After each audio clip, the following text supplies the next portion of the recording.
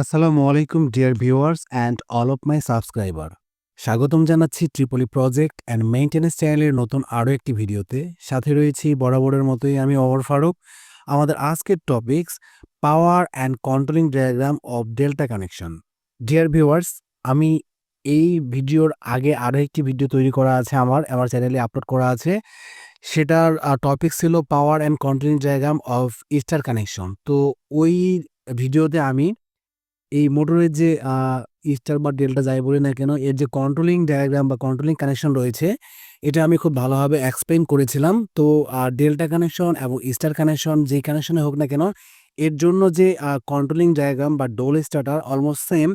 So আমি এখানে এই ডেল্টা কানেকশনের যে কন্ট্রোলিং ডায়াগ্রাম বা কন্ট্রোলিং কানেকশন আছে, সেটা আজকে এক্সপ্লেন করব না ব্রিফলি, কারণ এটা আমার আগের ভিডিওতে করা আছে। তো আজকের যে ভিডিওটা আমি মেক করতেছি, এই ভিডিওতে আগের ভিডিওর লিঙ্ক আমি এই ভিডিওর ডেসক্রিপশন বক্সে দিয়ে দিব। কাইন্ডলি যাদের প্রয়োজন হবে ডেসক্রিপশন বক্স থেকে দেখে নেবেন। এরপরে যদি আপনি এই ভিডিওটা দেখেন তাহলে আপনার জন্য বুঝতে অনেক ইজি হবে।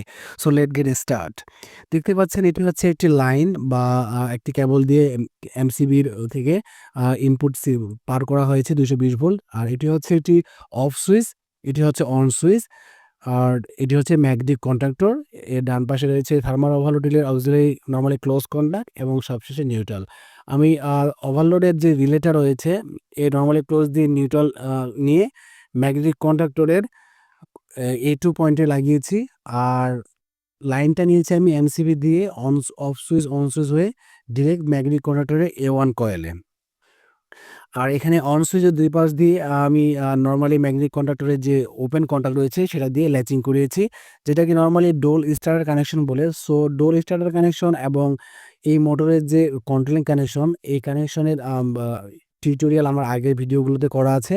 আমি এই ভিডিওর ডেসক্রিপশন বক্সে ডোল কানেকশন এবং স্টার কানেকশনের যে আগের ভিডিওটা আছে, দুটো ভিডিওর লিঙ্ক আমি দিয়ে দিব। প্রয়োজনে আপনারা কাইন্ডলি ওখান থেকে দেখে নেবেন। তো আজকে আমি আর এই কন্ট্রোলিং কানেকশন নিয়ে ডিপলি আলোচনা করছি না, আমি চলে যাব পাওয়ার কানেকশন নিয়ে।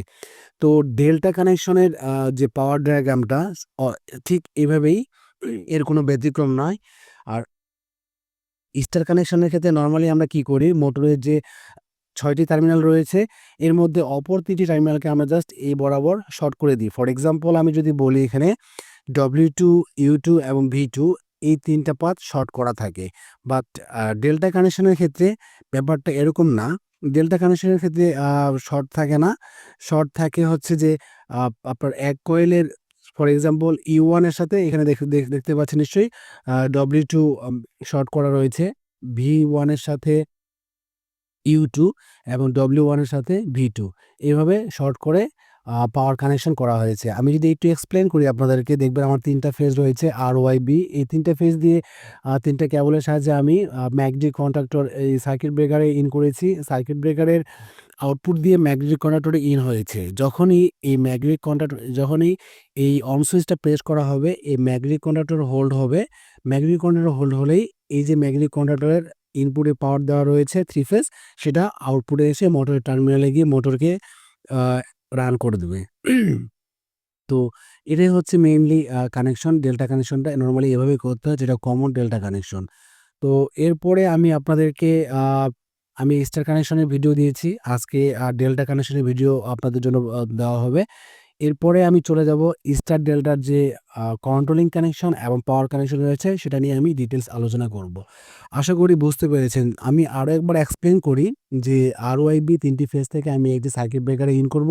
এরপর সার্কিট ব্রেকারের আউটপুট থেকে ম্যাগনেটিক কন্ট্যাক্টরের 3টা পয়েন্টে আমি ইন করব। যখনই ম্যাগনেটিক কন্ট্যাক্টরটি অ্যাক্টিভ হবে বা এনার্জাইজ হবে বা হোল্ড হবে, ঠিক তখনই এই ম্যাগনেটিক কন্ট্যাক্টরের আউটপুট দিয়ে 3 ফেজ লাইন মোটরের টার্মিনালে এসে মোটরকে রান করবে।